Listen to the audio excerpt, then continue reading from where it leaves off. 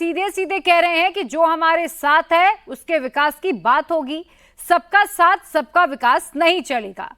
UP में मुस्लिम दुकानदारों की मार्किंग हो रही है और ऐसे में बड़ा सवाल ये है कि क्या बीजेपी ने मुस्लिम वोट वाला गेम प्लान अपना बदल दिया है?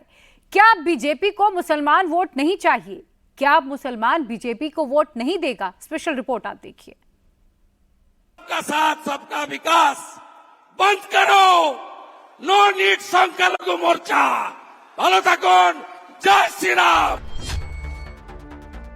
यूपी से बंगाल तक, झारखंड से उत्तराखंड तक, क्या बीजेपी को मुसलमान वोट नहीं चाहिए?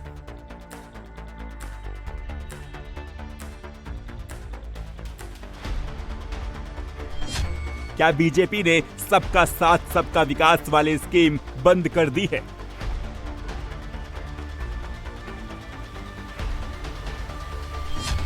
क्या बीजेपी का महा फॉर्मूला है जो साथ उसका होगा विकास?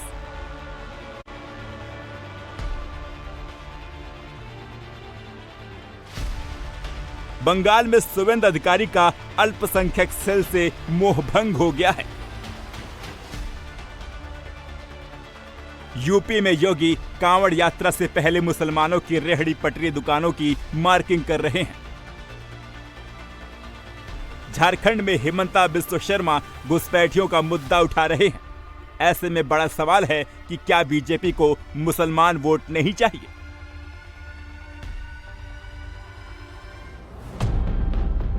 पिछले 48 घंटे से सियासत में यह सवाल तेजी से घूम रहा है और ऐसा क्यों हुआ, इसकी वजह भी जान लीजिए। बुधवार को बंगाल बीजेपी नेता शुवेंदु अधिकारी ने कहा कि बीजेपी को अब सबका साथ सबका विकास के नारे की कोई जरूरत नहीं है। शुवेंदु ने यह बयान पश्चिम बंगाल बीजेपी कार्य समिति की बैठक में दिया। उन्होंने कहा कि सबका साथ सबका विकास की बातें बंद करो, जो हमारे साथ हैं उनके विकास की बात होगी। আমিও বলেছি রাষ্ট্রবাদী মুসলিম, আপনারাও বলেছেন सबका साथ सबका विकास। আর বলবো না, বলবো जो हमारे साथ हम उनका साथ, जो हमारे साथ, जो हमारे साथ, जो हमारे साथ, हम उनका साथ। सबका साथ सबका विकास बंद करो, नो नीड संकल्प मोर्चा। ভালো থাকুন, जय श्री राम। सबका साथ सबका विकास वाले मंत्र से शुवेंदु अधिकारी के मोह भंग की वजह चुनावी सियासत में साफ झलकती है। पहले 2021 विधानसभा, फिर 2024 लोकसभा चुनाव और अब विधानसभा की सीटों पर उपचुनाव में शुवेंदु अधिकारी के नेतृत्व में बीजेपी की हार हुई है।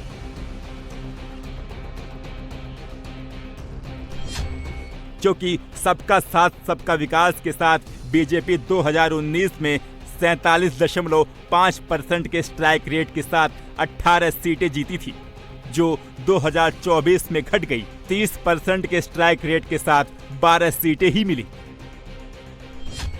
2024 में तो बीजेपी को लोकसभा की 6 सीटें गंवानी भी पड़ गई।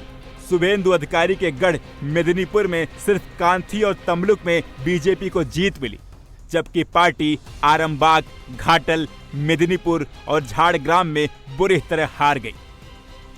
5 जुलाई को पश्चिम बंगाल की 4 विधानसभा सीट पर हुए उपचुनाव का रिजल्ट आया था।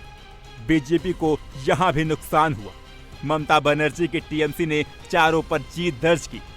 जिन सीटों पर बीजेपी को हार मिली, पिछली बार इनमें से 3 सीटें भाजपा के पास थी, लेकिन इस बार टीएमसी ने तीनों सीटें छीन ली।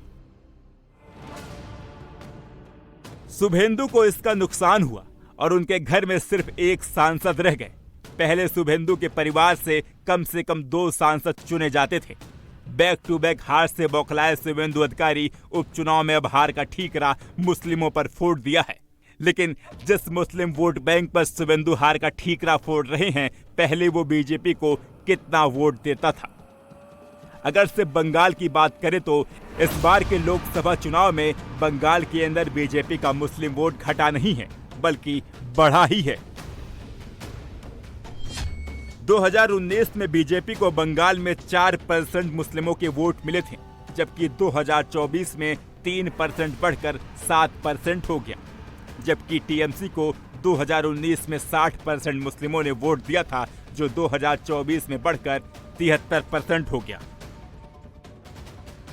यूपी में 22 जुलाई से सावन मास के पावन पर्व की शुरुआत हो रही है।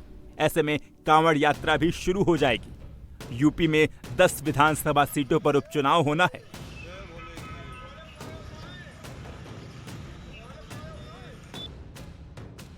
लेकिन यूपी के मुजफ्फरनगर में पुलिस के पहचान वाले फरमान से घमासान मच गया। मुजफ्फरनगर में दुकानदारों को निर्देश दिया गया है कि वो अपनी पहचान के साथ दुकानदारी करें, यानी जो मुस्लिम दुकानदार हैं वो अपनी पहचान नहीं छुपा सकते। उन्हें अपनी दुकान पर अपने नाम का बोर्ड लगाना होगा। मुजफ्फरनगर में कांवड़ यात्रा के रास्ते पर पड़ने वाले बहुत से मुस्लिम रेहड़ी वाले, होटल, ढाबों ने दुकानों पर बोर्ड लगाने शुरू कर दिए हैं और जिन्होंने नहीं लगाए वो एक एक करके लगा रहे हैं, क्योंकि अगले 1 महीने तक कोई भी कांवड़ रूट पर अपनी पहचान छुपाकर दुकान नहीं लगा सकता है। पुलिस की सख्ती के बाद मुजफ्फरनगर में कांवड़ यात्रा रूट पर आदेश का असर नजर आ रहा है। शहर की रेहड़ी पटरी, ढाबे या ठेले पर फल बेचने वाले लोगों ने अपनी रेहड़ी के ऊपर अपना नाम लिख दिया है। इस तरह का आदेश उत्तराखंड सरकार ने भी जारी किया है।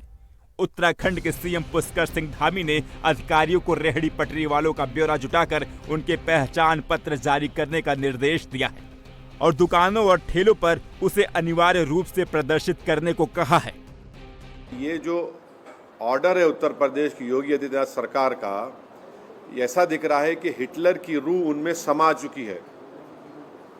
ये क्रिस्टल नाट मूवमेंट लग रहा है। हिटलर भी एक जूडन बॉयकॉट करते थे, इस तरह का बॉयकॉट हो रहा है उत्तर प्रदेश की सरकार की तरफ से। भाई आप होते कौन है ये करने वाले?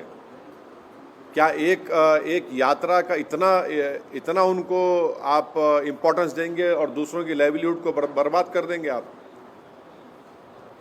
क्या एक ही समुदाय के लिए कि उसके लिए काम करेंगे? कॉन्स्टिट्यूशन कहाँ गया फिर? कॉन्स्टिट्यूशन क्या कहाँ चलेगा? कचरे के बिन में चलेगा कॉन्स्टिट्यूशन? फिर मोदी जी संविधान को उठा के चूमते। ये सब नाटक ड्रामा हो रहा है। पुलिस ने दुकानदारों से उनके यहाँ काम करने वाले वर्कर्स यानी कारीगरों की लिस्ट मांगी है। कांवड़ यात्रा तक मुसलमान कारीगर ना रखने की नसीहत दी है। ढाबा संचालकों ने भी मुसलमान कारीगरों को कांवड़ यात्रा खत्म होने तक छुट्टी पर भेज दिया है। इस साल नवंबर दिसंबर में झारखंड में भी विधानसभा चुनाव होना है। यहां भी मुस्लिम ही मुद्दा बन रहा है। रांची में असम के चीफ मिनिस्टर हिमंता बिश्व शर्मा ने कहा कि जिस तरह बांग्लादेशी घुसपैठियों की वजह से असम में जनसंख्या का संतुलन गड़बड़ा गया, सामाजिक असंतुलन पैदा हो गया, उसी तरह की साजिश झारखंड में भी हो रही है। बदलते डेमोग्राफी मेरे लिए, मैं असम से आया हूं, ये मेरे लिए बहुत बड़ा मुद्दा है। इसलिए मैं असम में, बंगाल में हर दिन मेरा असम में मुस्लिम पॉपुलेशन 40% हो चुका है। 1951 में 12% था। आज असम में मुस्लिम पॉपुलेशन 40%। हम जिला की जिला खो चुका है। तो मेरे लिए ये मुद्दा पॉलिटिकल नहीं है, मेरे लिए ये जीना और मरने का मुद्दा है। इसलिए मैंने उसका साथ ही हर दिन संघर्ष करता हूं। एक घुसपैठी आदिवासी बेटियों का साथ शादी कर रहा है, लेकिन ड्यू डिलीजेंस जो कानून का काम होना चाहिए ये नहीं हो रहा है। विपक्ष ने बीजेपी के इस रुख पर कड़ा प्रहार किया है। सपा अध्यक्ष अखिलेश यादव ने कहा है, कमजोर भाजपा में टकराव और भटकाव का दौर शुरू हो गया है। भाजपा खेमों में बंट गई है। भाजपा के नेता महोदय अपने ही शीर्ष नेतृत्व के दिए नारे को नकार रहे हैं। एआईयूडीएफ के अध्यक्ष बदरुद्दीन अजमल ने कहा कि अगर असम में मुसलमान 40% हो गए तो हिमंता को चाहिए कि जितने ज्यादा मुसलमान हैं उन सबको लाइन में खड़ा करके गोली मार दे। तो क्या करेंगे? अभी जितने बढ़ गए उनको एक साथ में लाइन में खड़ा करके गोली मार दे। तो हो गया तो एक दिन में तो नहीं हुआ ना। और उनको आज मालूम पड़ा क्या? यही वक्तव्य उन्होंने इससे पहले 100 मरतबा दिया है। अभी जब इतना बढ़ गया है तो उनको सबको बोलो एक साथ में, क्योंकि फ्लड में भी उनको कुछ देना नहीं है, गवर्नमेंट का उसको कोई स्कीम देना नहीं है, चाकरी उनको देना नहीं है, कुछ भी उनको देना नहीं है। सारे मुसलमानों को एक लाइन से खड़ा करो और गोली मार के खत्म कर दो, 11% में पहुंचा दो, आप खुश हो जाओ। दरअसल यूपी में लोकसभा चुनाव से पहले मुस्लिमों को रिझाने के लिए बीजेपी ने कई आउटरीच प्रोग्राम चलाए थे। इसमें खासकर पसमानदा मुस्लिम, पसमानदा यानी पीछे छूट गए लोग। मुस्लिमों में पसमानदा शब्द का इस्तेमाल पिछड़े और दलितों के तौर पर की जाती है। दरअसल यूपी में 20% आबादी मुस्लिमों की है, इसमें से 80% पसमानदा है। यूपी के जिन जिलों में पसमानदा मुस्लिम हैं, उनमें मऊ, गाजीपुर, आजमगढ़ और वाराणसी शामिल है। बीजेपी ने यूपी में पसमानदा मुस्लिमों को टारगेट कर कई प्रोग्राम चलाए थे। इसका फायदा भी मिला। यूपी में 2022 के विधानसभा चुनाव में बीजेपी को 8% पसमानदा मुस्लिमों ने वोट दिया। इससे बीजेपी उत्साहित थी। जुलाई 2022 में हैदराबाद में हुई बीजेपी की राष्ट्रीय कार्यकारिणी में पसमानदा मुस्लिमों पर फोकस करने की योजना बनाई गई। इसके बाद यूपी में पसमानदा समाज से आने वाले दानिश आजाद अंसारी को एमएलसी बनाया गया और फिर अल्पसंख्यक कल्याण और हज मंत्री बनाया गया। इसके अलावा बीजेपी ने अलीगढ़ मुस्लिम यूनिवर्सिटी के पूर्व कुलपति तारिक मंसूर को भी एमएलसी बनाया और यूपी में पार्टी का उपाध्यक्ष नियुक्त किया। पिछले साल हुए स्थानीय निकाय के चुनाव में बीजेपी ने 300 से ज्यादा मुस्लिम उम्मीदवार खड़े किए, जिनमें से 90% पसमानदा थे। पीएम आवास योजना के तहत पसमानदा मुस्लिमों को 20 लाख घर दिए गए, 2.61 करोड़ राशन कार्ड बनाए गए। इतना सब कुछ करने के बाद बीजेपी पसमानदा मुस्लिमों का विश्वास नहीं जीत पाई और सिर्फ 33 सीटें ही जीत पाई। साथ ही बीजेपी को मिलने वाले मुस्लिम वोट भी 2019 के मुकाबले काफी कम हो गए।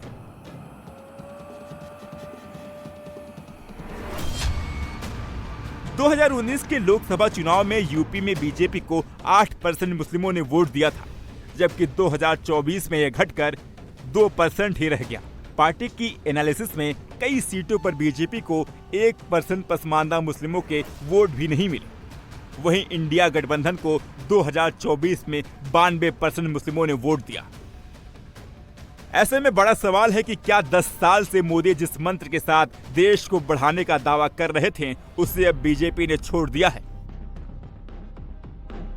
सबका साथ, सबका विकास, सबका साथ, सबका विकास, सबका साथ, सबका विकास, सबका साथ, सबका विकास। मोदी ने 2014 के चुनाव अभियान के दौरान सबका साथ सबका विकास का नारा दिया था। बाद में ये नारा बीजेपी के चुनाव अभियान का मुख्य नारा बन गया। इसका उद्देश्य सभी भारतीयों के समावेशी और समग्र विकास को बढ़ावा देना था। 2019 में मोदी ने नया नारा गढ़ा, सबका साथ, सबका विकास, सबका विश्वास।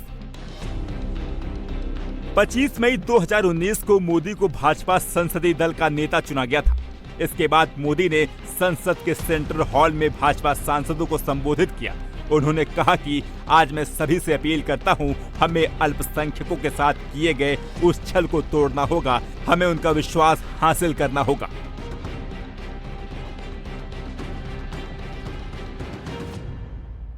जैसा देश के गरीबों के साथ हुआ है, वैसा ही छल इस देश की माइनॉरिटी के साथ हुआ है।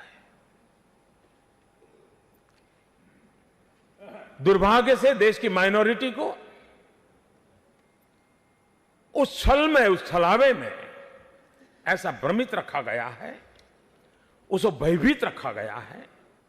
2019 में आज मैं एक जिम्मेवारी के साथ आपसे अपेक्षा करने आया हूं। अब जब संविधान को के सामने सर झुका करके आपके सामने खड़ा हुआ हूं, तब मैं आपसे आग्रह करूंगा कि हमें इस छल को भी छेद करना है। ये उनको हम हैंडओवर करके बैठे रहे, ये मुझे मंजूर नहीं। अब हम चुप रहते हैं, इसी का फायदा उठा रहे हैं।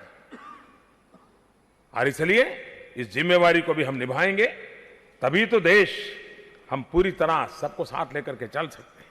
और सबका साथ, सबका विकास और अब सबका विश्वास, ये हमारा मंत्र है। बीजेपी कहती रही है कि विकास के मुद्दे पर सभी भारतीय उनके लिए समान हैं, चाहे वो हिंदू हों या मुसलमान। सभी को विकास योजनाओं का लाभ मिलता रहा है और मिलता रहेगा। लेकिन सारी कोशिशों के बावजूद बीजेपी की 2024 में मुस्लिमों को रिझाने में कामयाब नहीं हो पाई। ऐसे में अगर शुभेंदु अधिकारी जैसे नेता सबका साथ सबका विकास के नारे से मोह भंग की बात कर रहे हों, तो एक तथ्य ये भी है कि देश में 5 साल तक बीजेपी के शासन के बाद 2019 में बीजेपी को 9% मुस्लिमों ने वोट दिया, जो 5 साल बाद घटकर 2024 में 8% ही रह गया। जबकि कांग्रेस को 2019 में 33% मुस्लिमों ने वोट दिया था, जो 2024 में बढ़कर 38% हो गया, यानी 5% ज्यादा। जबकि इंडिया में शामिल दलों को 2019 में 12% मुस्लिमों के वोट मिले थे, जो 2024 में 15% बढ़कर 27% हो गया। 2024 के लोकसभा चुनाव में बीजेपी को कुल 8% मुस्लिमों के वोट मिले। इनमें 12% अशराफ यानी अपर कास्ट मुस्लिमों ने बीजेपी को वोट दिया, जबकि सिर्फ 5% पसमानदा यानी ओबीसी ने बीजेपी को वोट दिया।